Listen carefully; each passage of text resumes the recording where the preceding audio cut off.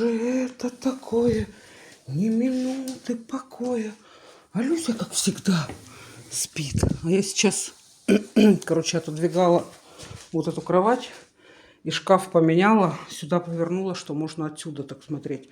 Сделала Харите здесь место, потому что сейчас будет жарко, чтобы у нее был тенечек. Потому что с окна сильно-сильно бьет солнце целый день. Отодвинула вот эту кровать. А там столько ее шерсти было. Все понамывала.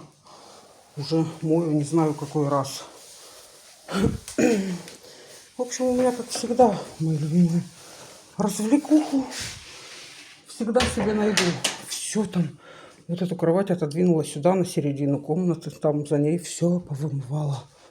А Люся только отдыхает. Давай побреем тебя наголо, Люсь. Не будет шерсть лететь, лето, жарко. Шо, Раек, как думаешь?